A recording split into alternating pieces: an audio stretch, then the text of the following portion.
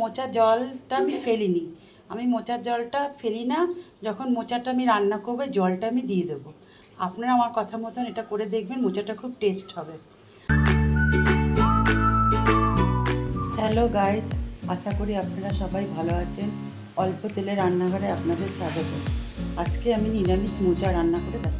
আমি মোচা কেটে ধুয়ে জল ঝরিয়ে রেখেছি।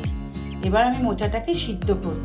তার সঙ্গে আমি রেখেছি ছোলা সিদ্ধ করে, আলু ছোটো ছোটো টুকরো করে কেটেছি, অল্প কাঁচা লঙ্কা নিয়েছি। আদাটাকে আমি এবার হামানদিস্তায় থাকতে করব, আর কালো জিরে। মোচাটাকে এই কুকারে সিদ্ধ করব। এই দেখুন আমি মোচাটাকে সিদ্ধ করেছি, আর এই আলুটাকে আমি ভেজে রেখেছি, ছোলাটাকে ভেজে রেখেছি, আর এই আদা থেতো করে রেখেছি। আর এই 2 চামচি তেল দিলাম কড়াইতে, কালো জিরে ফোড়ন দিলাম, দুটো কাঁচা লঙ্কা ফোড়ন দিলাম। মোচাটাকে দিয়ে দেবো, অল্প 1/2 চামচি হলুদ দেবো, হাফেরও হাফ জিরে দেবো, আন্দাজ মতো নুন দেবো। নুন দিয়ে একটু নাড়াচাড়া করছি, আদাটা দিয়ে দেবো,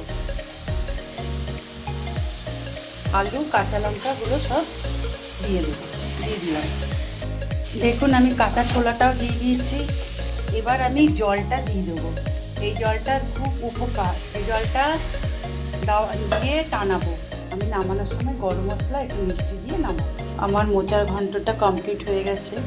ডাল, পুঁই শাকের ঘন্ট, আলু কুমড়ো দিয়ে, তার সঙ্গে রয়েছে আলু ভাজা অল্প করে করেছি, আর ডিমের ঝোল, পাতলা করে ডিমের ঝোল করেছি, আর রাইস। আর আমার এই মোচার ঘন্টটা আপনাদের কেমন লাগলো? যদি ভালো লাগে তাহলে আমাকে একটা লাইক করে দেবে আর কমেন্ট করে জানাবে।